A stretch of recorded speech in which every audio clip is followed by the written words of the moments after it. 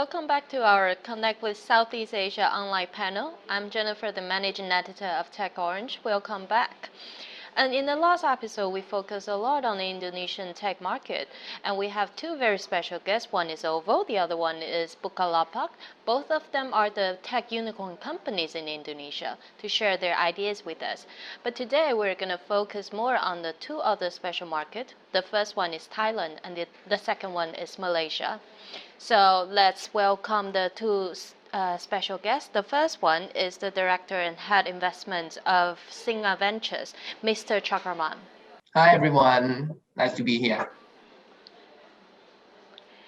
Okay, the second one is General Manager of FunNow Malaysia, Jessie. Hello, welcome. Hi everyone. Okay, so the first question I want to ask is Mr. Chakraman. Can you please share what's the sector you focus on the Singha Ventures? Sure. So I'm part of Singha Corporation. Our company was founded in 1933 as Bunrod Brewery. Actually, it's the first and largest brewery in Thailand. And if you guys come across Thailand, you probably know our products, mainly the Singha beer and Leo beer, which are the best-selling beers in Thailand and also being sold in 50 countries across the world, including Taiwan as well. So we pride ourselves as being an F&B or food and beverage company, focusing mainly in beer and also in non-alcoholic beverages, including bottled water and soda water. And apart from the F&B, we also have diversified business into real estate and also in packaging. And we have two listed companies mainly in real estate and packaging companies in the stock exchange market of Thailand. And the combined business is now growing quite significantly, and also we diversify into tech areas. The part that I'm involved in is on Singha Ventures, which is the corporate venture capital fund of Singha Corporation to invest in new innovation and technology, especially in startups across the region and selectively across the world, with the goal to integrate some of the technologies and bring those into Thailand by having Singha to be a customer and springboard some of the innovations and scale it up in Thailand. So we work quite actively with startups that we invest in and collaborate with them to launch the new venture, particularly in Thailand, where we have stronghold. Okay, you already mentioned some sectors you focus on. So can you please introduce maybe just a short introduction of your portfolio? So what kind of startups or what kind of services they provide? Right, so mainly there are three main areas that we focus in. The first one is on consumer, things that are complementary to our platform, whether it's the new product concept, whether it's the food concept or beverage concept, right? If you could relate to the latest development, you'll see that there's a rising trend on the future of food, whether it's the alternative meat product, right? That's not supplied by the animals themselves, but using other technologies, or even other things like smart packaging, which are sustainable, replacing some of the plastic solutions that we have across the world. If there's any technology that could replace plastic, then we look into that as well. So that's the first pillar on consumer. The second one is on retail and channel, by having us to be able to reach directly to our consumers, right? Whether it's the e-commerce platform, last mile delivery, so that we could have more insights on our consumer and be able to be more adaptive in our supply chain, and as well as aligning our products to meet consumers' needs, right? With that, we also invest in some of the grocery, online grocery platforms across Southeast Asia, and we help partner with them to try to scale up some of the concepts, whether it's dark warehouse concept and other things. And also, trying to be more direct to consumer via e-commerce. The last one is on the enterprise. This mainly involves around the IT solution that corporates would need, whether it's data analytics capabilities, whether it's CRM capabilities to be able to analyze and data and then try to find opportunities in terms of revenue generation as well as cost savings. So we invest in some of the companies that help us to do loyalty programs to be able to manage the loyalty of our core consumers in Thailand as well. So that's the later part of the portfolio. So right now we have those three main theses, and the program has started since 2018, and we invest in around 11 startups across the world already. So can you please tell us how large is your fund size, and then how much money on average do you invest in each team? Right. The mandate is to manage $100 million fund, investing mainly in startups at the growth stage, right?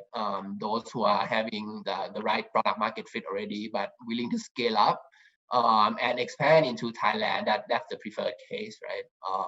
And then we try to be the partner to help them scale in Thailand. And typically we invest in Series B and above startups.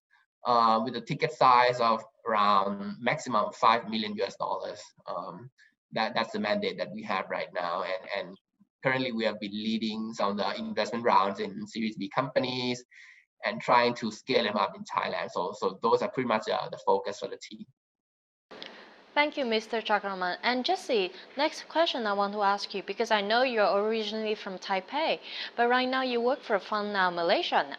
And I want you to introduce what is FunNow Malaysia is doing recently, and what do you do there?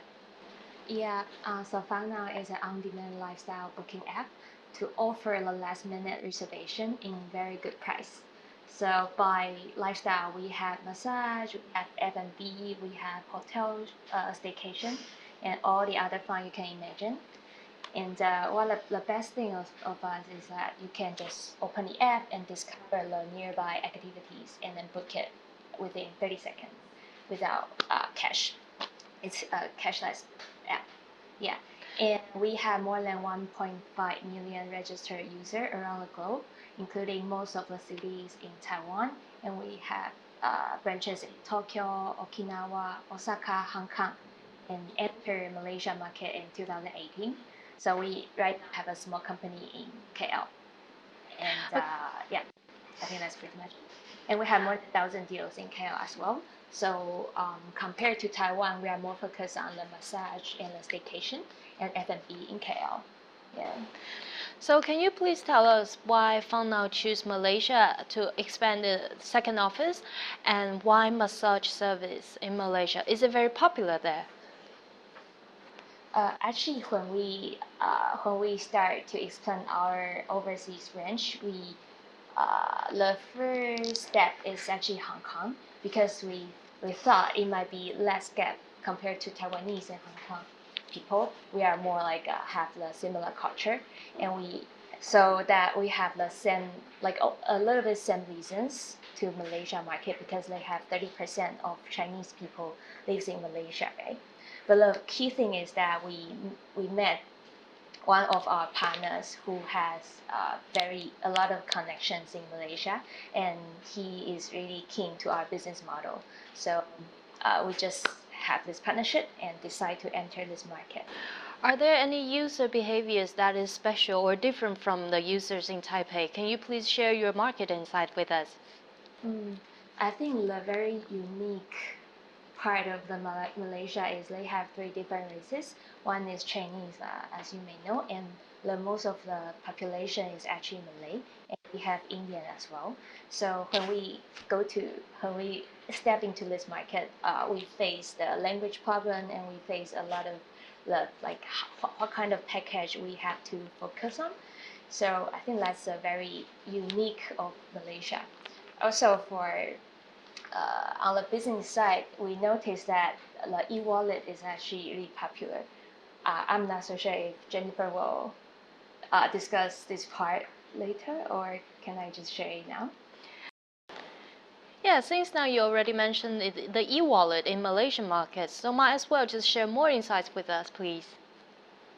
Yeah. So when we were doing our market research, we realized that in Southeast Asia, they are more mobile driven if you compare to other part of the world. And one of the very important trend is the e-wallet. We realized that they have more than 30 e-wallets around the market. So when we go there, one of our biggest concern is that can everybody accept this app concept and cashless concept? Because that's something we're afraid if people not really used to book or purchase things online and use e-wallets, and FunNow will not be success in the market. And after actually fly to Malaysia, we realized that, oh no, actually their e-wallet market is bigger than Taiwan, and everybody is actually using those kind of payment. So it's kind of a release, and we are actually beneficial by the e-wallet. Since now you mentioned the e-wallets, I want to ask another question. For example, does FunNow change the app function more localized to the local Malaysian users? Yeah, so we let me think about that. So when we step in the market, we only have credit card to the local people. But after we realized actually the e-wallet is a thing in Malaysia, we start to integrate such as GrabPay, and working with like Razer and Boost as well as partners, and that do helps a lot. Yeah. Thank you, Jessie. Okay, so Mr. Chakraman, since now Jessie already shared the users' behavior in Malaysian markets, and we also know that Thailand has a very vibrant internet cultures over there, especially on the social media platform. What about those digital payment cultural things or those digital users' behaviors? Do you have any insights to share with us? Yeah, I think it's quite similar to Malaysia. You have a lot of e-wallets, right? But I think the most important decision is to be able to generate the best use case out of your wallet so that consumers are more sticky, right, to the wallet, right? So the successful ones would be the use case for, let's say, transportation, right? If you travel on mass transit systems, then pretty much your wallet is more sticky than other people, right? So, but at the same time, there's no trend on consolidation yet. So I think that there's room to grow and lands up to grab, right? And I think aside from e-wallet, right, you'd see that Thailand, in terms of mobile phone penetration, right, the SIM card penetration is more than 100%, which means that almost everyone has mobile phones, whether it's smartphone or dumb phone, right? But looking at the smartphone, the adoption is rising quite rapidly, right? And basically, the most popular use case on mobile phones, especially the smartphones, would be the chat app, right? It's actually line messaging, which is the most popular chat app in Thailand. I think that's the same in Taiwan as well. Right. Yes. So you'd see a lot of use case around innovating around the Line app, right? Whether for us, let's say, for example, the loyalty program that we just mentioned, right? So we have Singha Reward, which is the loyalty program being run on the mini program, the micro program online app, so that consumers could collect points by buying our products. Let's say if they buy a bottled water, you see the code underneath the cap, right? And then you enter all the codes into the program, and then that just top up your reward points, right? And then the points could be redeemed by buying donuts, buying coffee, and things like that, right? So that's another trick to acquire customers and create loyalty towards the product. So that's one of the ways that we do. Aside from that, right, since the smartphone is rising, of course, other things like e-commerce is also rising. So we've been trying to push our products via some of the online initiatives, right, by working with some of the online operators, some of the platform that we have invested in, especially on the grocery side, which is the core product that we offer. Or even working with the e-commerce player, whether it's a third party like Lazada or Shopee, right, just to make sure that our products are visible for customers so that they could select and buy quite conveniently. Yeah, so would it be a plus for your portfolio startup teams to have all this kind of internet access? For example, those Line API or connect to the e-commerce platforms for your users? That's the initial intention of the team, just to look into the business needs, right? And then trying to find solutions that meet the needs. So overall trend, right, as we see the e-commerce is picking up, right, especially during COVID, which is the catalyst, right, for people to shop when they're at home or when they're let's say at the office, right, or at residential areas, right. The factor on convenience is becoming increasingly important, right. So we're always trying to find solutions to fit the needs of the business, as well as at the same time trying to figure out the best way to work with startups so that we create a win-win situation where startups could offer service to consumers and for Singha, and then we could benefit by being the user, by having the advantage of the technology. In general sense, right, the deal structure that we prefer would be trying to find mutual benefits between startups and Singha as well. You mentioned one very important subject, that is the COVID pandemic. And can you please share your experience? For example, how does Singha Ventures help your portfolio companies to get through this crisis? I think during COVID, right, it's imminent that you manage the risk successfully, right? And the theme is applicable across the board, right? You'd see companies having decreased revenue while having the same fixed cost structure, right? So I think the first thing is to work proactively with the founders, right? Just to identify ways to rationalize the business scale, right? Let's say if you generate $100 million revenue before COVID, then if the revenue declines by 50%, would you need to cut costs by 50%, right? Would there be areas where you could creatively work with the cost structure, right? Let's say trying to outsource certain operations out to other players to manage the cost, right? Things like that. I think this kind of initiatives are ongoing conversations that we have with companies. And in most extreme cases, right, we just need to figure out the way for companies who help raise funds to support the operations, right, in order to extend the runway into the next financing round. So I think the core challenge is to try to rationalize the business scale as well as managing risk. But I think also need to start the importance of in terms of reputation, right? I think the companies need to be able to take care of employees as well as their stakeholders, right? Making sure that they remain safe and they could at least carry on with their lives during the difficult times, right? How do we do that, right? That could be ways to manage that. And I think but number one priority is to try to think in terms of taking care of employees as well as stakeholders as well. What about Singha Ventures? Do you also shift your investment strategies? I think the focus remains the same. We try to find complementary companies and startups to work with. Well, thankfully, I think COVID is more like a catalyst, right, that would accelerate the adoption of certain technologies. So we see that as a good sign. I think one day COVID will disappear in light of the vaccines that we have discovered so far. There are 3 candidates now, right, in the world that we potentially roll out in the future. So it's a matter of time before we could get back to our normal lives, right? But at the same time, I think the thesis that I've discussed earlier, I think it remains the same, but maybe the adoption could be faster. So it's a good time to look into all those opportunities and find ways to jumpstart collaboration even faster. Thank you, Mr. Chakaman.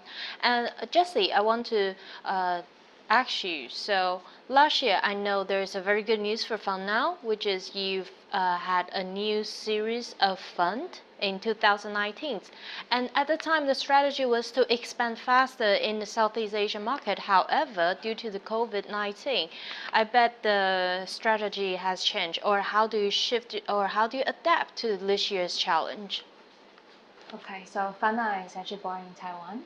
And for the COVID crisis, there are some, of course, it's very worst thing, it's a worst thing, but we also have some good side as well, because FunNow is an app that focuses totally locally. So all the deals that we offer to people is actually the local fund. It's like the daily things that urban food, like massage, or like if I want to go salon and wash my hair, something like that. So when people not allowed to go abroad to travel, but they still got some money, or they still want to spend time with some fun things, then they open FunNow. So that's a good thing to FunNow. It's our core of the business in Taiwan. Initially, because in Malaysia we were facing MCO. Meaning that the government locking down the city for a few months. Right now, it's still in a traditional MCO. So during that time, during the MCO, all of our production partners are not allowed to operate. Like the massage places cannot open, and the facial place cannot open. Restaurant only allow takeaway and delivery, but not for all the restaurants. Only for some restaurant, they have very stable, SOP for the security and for. There's another good news from FunNow. From 3 weeks ago, I also heard that FunNow just acquired a Malaysian app, which is called Table App. And can you also share this news with us? So when we face that crisis, when all the partners cannot operate, we just turn to our strategy, just to our core business and back to basic. For example, we try to optimize the function of the app, and we try to keep maintaining the partnership of our local partners. Also, we start to develop new categories outside of the massage and beauty. For example, like fortune telling, like online fortune telling, this kind of business. Also, we selling alcohol wipes. During that time, that was a very popular top selling product to fix. We just want to help ourselves to go through this tough period. And then during that time, we also talking to one local company called Table App. And now we just really proud to announce that we acquired this company. And this Table App is actually doing table reservation, so they face a crisis as well. But then they have very stable business model, and this is to B model. So FunNow is totally like a customer model, right? The business model. Table reservation system, and they also do delivery service. So because of Table App, we right now focus more on the F&B, especially the delivery. Yeah, so that's very good things to us, and we expand the team during this time. That's kind of special too. So, Mr. Chakaman, during the pandemic, I heard that Thailand also experienced some time for lockdown. And can you please share what is the remote working trend in Thailand? Do you find your way to work remotely with your colleagues and with your portfolio companies? What's your strategy? Right, I think initially, right, Thailand has imposed quite strict lockdown as well. That was back in around April and May, early this year, right? People need to start working from home. Restaurants are closed, and only the takeaways and deliveries are only allowed, right? I think it's similar to Malaysia as well. But luckily, since the government has imposed strict measures in terms of border control, right? So anyone coming into Thailand needs to do a strict 14-day quarantine. Yeah. So that helps in terms of limiting the spread quite effectively. And even in Bangkok areas, right, or in some other parts of Thailand, we haven't seen any official cases being reported for local transmission of COVID for the past few months. So that's a good sign. That's a good news.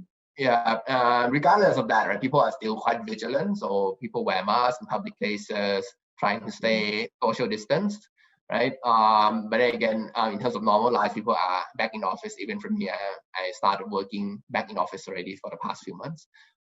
So life has resumed quite positively. But again, in terms of international opportunities, whether investment in overseas, right, I think this year may be on halt quite a bit. But the focus has shifted to supporting the founders and startups that we invested in.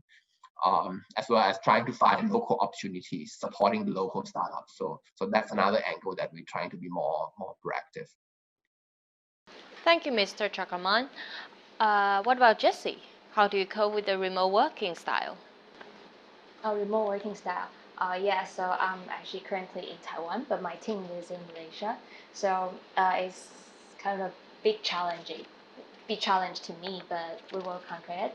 So the differences between working closely in the same office to working remotely, I think, is that we try to focus more on the result and data if you compare to before, because you only track on the goals instead of the feeling, and you can sense the vibe like all the time. Yeah. So right now we focus on the goals and the data more.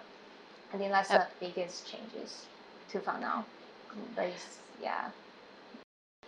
So to give a quick conclusion, being data savvy and also have a little bit more compassion with your colleagues and to your office workers, it's a must. Jump from the to guest suggestion. And also the last question I want to ask two of you is, I know there is a lot of interest from Taiwan to connect more with Southeast Asian market. So if there's any companies that want to expand their horizons, or if there's any like professional they want to work in these two markets, what kind of suggestions would you give for them? Maybe Mr. Chakaman, can you go first? Sure. So for us, the model that we're using is we have our local team in Taiwan as well. So one of our investment relationship manager is she's Taiwanese, so she's based there and trying to find opportunities and link back to us. So that's the model that we're using. Other best practices that I've seen quite effectively in the market, right? Just giving you some of the examples. So we're working quite actively with the Embassy of Israel as well. So for us, we invest in one company based in Israel. They do sugar replacement or sugar alternative, right? So in a sense, trying to find technologies using the real sugar, but apply it in products like chocolate spread and things like that, that could reduce sugar by 30 to 40% by content, but remaining the same taste, right? So you would have a more nutritious chocolate spread for your kids, for example. So we also invest in Israel, and the way we come across that company is working through the Embassy of Israel and some of the startup connectors in Israel, right? So they're quite systematic in this way, right? So the embassy will just have a liaison from Israel working in Thailand and coordinating with large corporates, right? Trying to give them the deal flows and connecting them with the startups, right? Or even organizing the innovation trips for large corporates to go to Israel and meet with companies and trying to find commercial opportunities or even investment opportunities with the companies, right? So being very proactive in Thai market and linking with the startups, right? I think that helps linking the solution back to the customer. In this case, is the corporates, right? So I think in terms of Taiwan, similar model could be done the same, right? If there's a person who's the liaison to try to link up with the solution with the customers, which is the corporates or even the mass consumers in Thailand, right? And try to find common grounds on collaboration, right? Or even some sorts of investment scheme and commercial opportunities. I think that's one way to jumpstart the connection between Taiwan and Southeast Asia. But bear in mind that Southeast Asia is not homogeneous, right? So each country has its own culture, the way of working, right? Malaysia is different from Thailand, so you need a bit of a customized approach, I would say, right?